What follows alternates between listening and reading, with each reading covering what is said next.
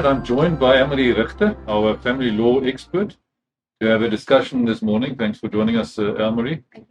We talking about the numerous articles in the news about Annan and his spouse, the disputes between them, etc. Annan is, of course, so-called glam guru, very well known in South Africa, does makeovers, etc.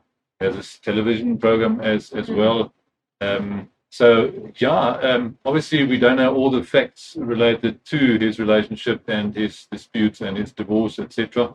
But I thought maybe it would make sense just to have a general discussion about the relevant principles and maybe give some advice to our listeners and viewers. So my first question to you, Elmari, is what is the effect of an extramarital affair on divorce? In this case, there are also allegations then that one of the two were not faithful, etc. So what is the legal consequence thereof in terms of a divorce? Okay, well, an extramarital affair will not necessarily have an impact on the divorce matter. The affair will obviously be one of the reasons for the irretrievable breakdown of the marriage. And I think it's just important to mention that in today's divorces, it's no longer necessary to wash dirty laundry and to point fingers who did what wrong. So an extramarital affair will not necessarily have an impact on a divorce matter. So you won't sort of be punished if you now had the extramarital affair. You won't lose a lot of rights because of that. No. So who's to blame is sort of not really relevant anymore from a legal point of view? Well, there is an exception to being punished. Now, a forfeiture claim is a principle in our law where one spouse will ask that the other spouse do not claim anything or waives a certain claim, forfeit a certain claim in respect of the divorce, because they will unduly benefit if they proceed with a claim. Now, in a forfeiture claim, the court considers the misconduct of one of the parties. And of course, extramarital affairs can be considered as misconduct. That's not the only consideration that the court will bear in mind when looking at a forfeiture claim. But in that instances, an extramarital affair can, to a certain extent, be punished. But in general, no, there's no punishment. There's no claims for damages if you had an extramarital affair or that type of things. In most divorce matters, it is merely one of the main grounds for the irretrievable breakdown of the marriage relationship. I'm also right in saying that the courts these days quite readily accept that the marriage has broken down irretrievably. So you don't really have to prove that anymore. I think in the old days, they sort of did an investigation and the court sometimes wasn't convinced that there was an irretrievable breakdown of the marriage, and then you had to sort of convince the court of that. But these days, they don't have that approach anymore. No, you still have to give reasons why you say that the marriage broke down irretrievably.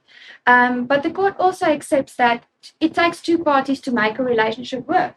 And if one party are convinced that this relationship's over, I'm done, I no longer love this person, the court will accept that there's an irretrievable breakdown of the marriage.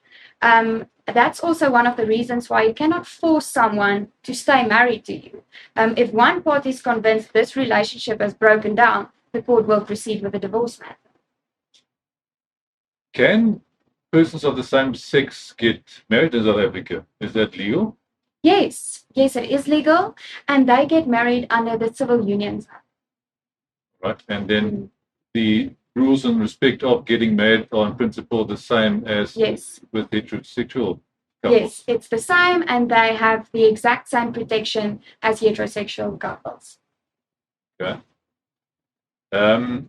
Maybe also your advice on disputes of this nature. In this case, I understand there are also allegations of assault, and there were also charges laid by one of the two persons involved. What is your take on that? Well, there's a lot of animosity and conflict in a divorce matter. And divorce matters can take a long time. So often things happen like assault or verbal abuse. That's often one of the circumstances in divorce matters. And then people act on it by, for example, getting an interim domestic violence protection order with the intention to get a final order at a later stage, or they go to the police station and they lay a complaint of assault. And that remedies are available to our clients. If you are being abused, if there's assault or whatever the case may be, there's remedies available to you. I do, however, want to advise the clients not to act out of, not to be spiteful. Just go to the police, lay a complaint of assault. We have to remember that there's consequences to these type of complaints. If it was a once-off occurrence, I don't say you have to just leave it and let it go. You have the remedy to approach SAPS and lay a formal complaint of assault. And you have the option of going to the domestic violence court and to obtain an interim protection order to protect yourself from being abused. But this is processes that's often abused by clients in divorce matters. We often see, one wrong word and then I go and get a protection order on the basis of verbal abuse, for example. And my advice is that clients should just consider the consequences of these type of actions that they take and the complaints that they lay. For example, if there's actual abuse and there's you are actually intimidated, you fear for your life, there's this possibility of harm, then definitely go to the court, get a protection order to protect yourself. If the abuse was of that sort, go to SAPS and lay a complaint. But never do it out of bitterness or just by merely being spiteful, because if I lay a complaint, I have this sword hanging over his or her head, and then they will comply and consent to all my settlement proposals, for example. That's not the viewpoint that we should have with these type of matters, because an assault charge is serious, interim protection orders and protection orders are serious, and we should remember that when we deal with divorce matters as well. Maybe we can just give a couple of comments on getting a family violence interdict. Obviously, that's often part of the divorce dispute, etc., and that process is also used and, as you said, abused in that respect. But it's obviously not just limited to the divorce. It's actually also quite easy to get such an interdict. Yeah. Maybe you can just explain what processes sort of follow. Well, first of all, I'd like to mention that you don't need an attorney to go and obtain an interdict. So the process is quite simple. You can go to your nearest magistrate's court office. They have a specific office or court designated for domestic violence and harassment. There you will obtain a form and you will complete the form, saying what happened, who you are, who's your spouse, or who's the person in the domesticated relationship. It can be a mom, it can be an uncle or whatever as well. It's not necessarily only limited to spouses. You then complete the form, you indicate to court what acts of domestic violence occurred, for example, verbal abuse or physical abuse, even economical abuse is one of the options. You complete the form telling your side of the story, and then you will go to the magistrate. So the clerks of the court, they assist the parties very well. They will then take you to the magistrate. The magistrate will read your application and consider whether it is necessary to give you an interim order. And if so, they will grant an interim order. With the interim order, they will give you a return date on which you have to come back to court again. That order will then, that interim order, after you've obtained it and you left the court, you go to the police station. They will serve it on the respondent in this matter. And once they receive the order is in full force and effect. So on the return date, the other party will now also have an opportunity to state his or her case. So that's why there's a return date. Granted, sort of, yes. So they can oppose. So there's a return date in order for both parties to have the opportunity to say what happened, to state their case, to defend themselves, and then the court will grant a final order.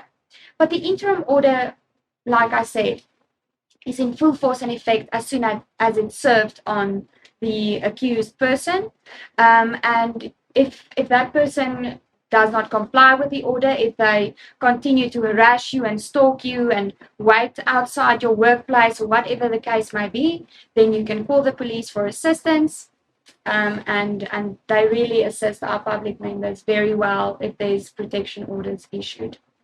So why is it necessary to get an interdict? Because the interdict simply states which that person, or something that that person in any event is not allowed to do. I mean, you by law in any event not allowed to abuse someone or assault someone. So why get the interdict?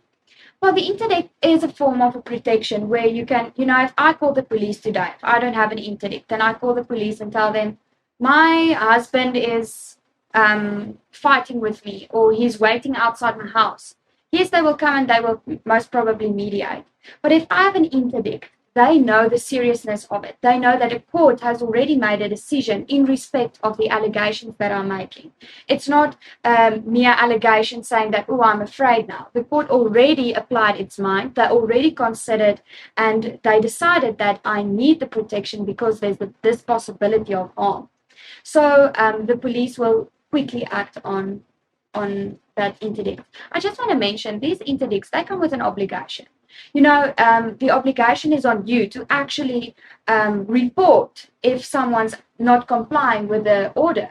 No one will know if your husband is still beating you up at night or your wife is still stalking you and waiting outside your workplace if you don't actually inform the police or inform the court that the acts of domestic violence didn't stop.